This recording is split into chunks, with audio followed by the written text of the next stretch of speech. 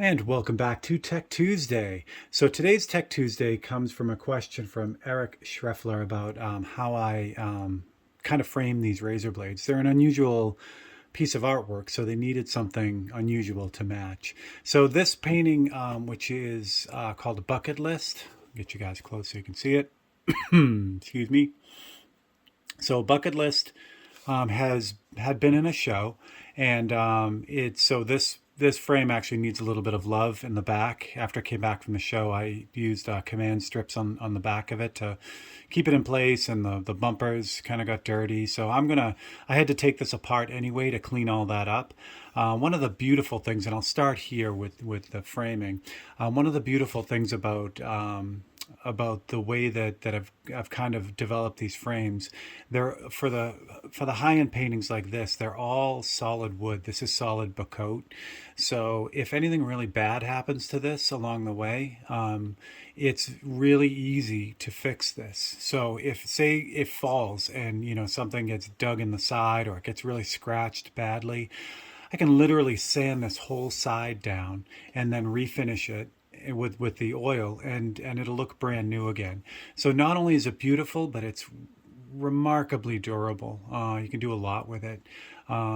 And then the glass is UV glass. The reason why I use UV museum glass is because these paintings are so small. I'm assuming that people are going to be right on top of them looking at them. So by having no reflection in them, unless it's a strong light like that, unless it's a really strong light, you won't see any reflection at all. So you won't get that distraction as you're looking at it of, say, yourself looking back. So those are kind of the basics about the outside of the frame. Where this frame came from goes all the way back to 1997.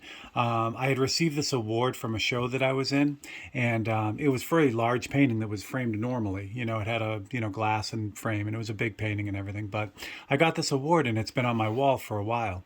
So by the time I started doing these miniature paintings, I'm like, I really need a cool way to kind of display them. They don't, for me, I like having a little bit of breathing area around the outside edge. Excuse me again. A little bit of breathing area on the outside edge. So even on the panels, I don't like to frame them right up against the artwork. I like to leave a little bit. So I got this award, and I'm like, this is the award itself. The little plate is floating above this felt background. And I'm like, that's really, really cool. That would make a really good frame. So I took this to two people. One is my friend Larry Rancourt, who is an amazing woodworker, and showed him and said, what can we come up with? And I also took it to my other buddy, who's also an amazing woodworker, John Kelly.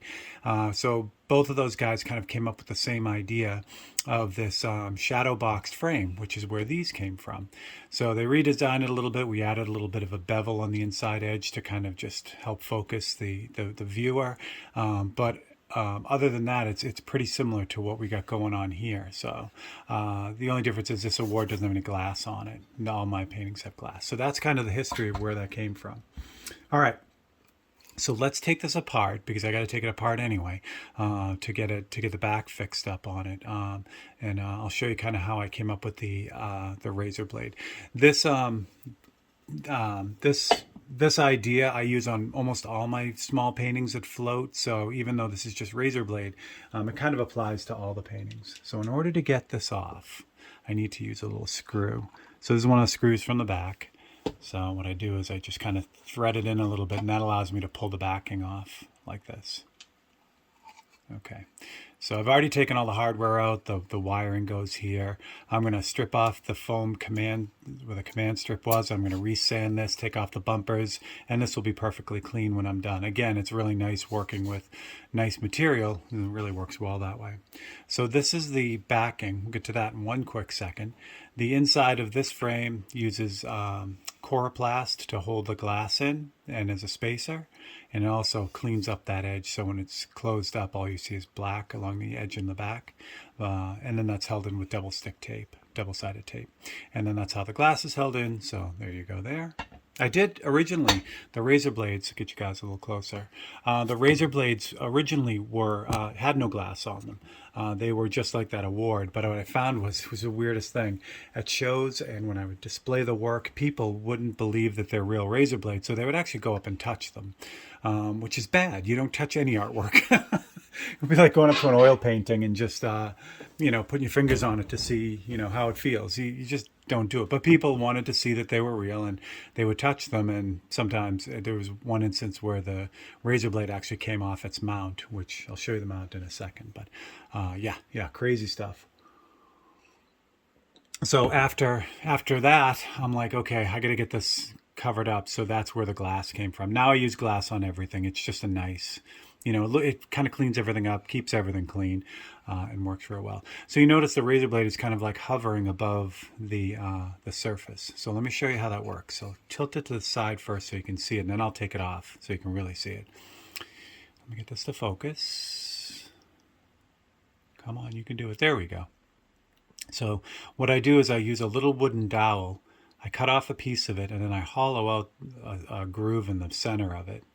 And I do that because I want you to be able to see through the hole in the razor blade. So that's how that works. So let me take this off so you can actually see it. And what happens is it's screwed in by a single screw in the back, and that allows me to turn this to straighten it out. So let's get this off, and I'll show you kind of how that works.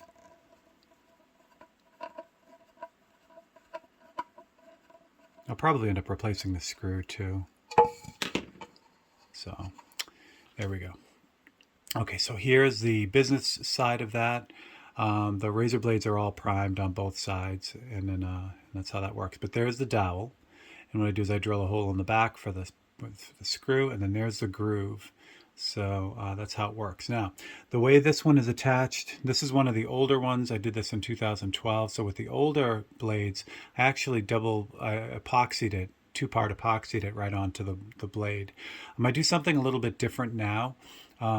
What I use now is a double stick tape, a really strong double-sided tape, and that's a little bit more archival. If you ever need to get this off of the blade, the double stick tape will rip. It'll hold until you take it off, but then it'll rip off, so you won't do any damage to the blade. There's a decent chance that if you're not careful with the epoxy and you're really like, kind of working at this thing, that you can do something to the blade. So I've kind of moved away from epoxy. For now, it's fine, because if I have to take this off, I can certainly do that without damaging the blade. But I'm just thinking about the future when, if someone else needs to do it, it makes it easier for them with the foam double-sided tape. But there you can kind of see right through the hole in the blade. So that's kind of how it works. If I keep everything centered up when I go to mark this off and get everything on there, this will just lock in, and then it'll be centered. All I got to do is twist it until it's straight in the frame, and that's it. I even do that single point mounting on the bigger panels for the paintings. That way, for the same reason, that way I can turn it a little bit and tilt it if I need to really keep it straight, and that's kind of how it works. So there you go. All right, so that's how I do the razor blades. So I hope you enjoyed that. If you guys have any questions on any of this stuff, please drop them in the comments. If you liked this video, please consider subscribing and sharing this video, and I would really appreciate it. If you have an idea for a Tech Tuesday, if you see something like Eric did and have a question on it, just drop me a note or drop it in the comments, and I would be happy to add it to my Tech Tuesday lineup. So for Steve Leahy and Tech Tuesday, thanks for joining me, and I will catch you guys next time.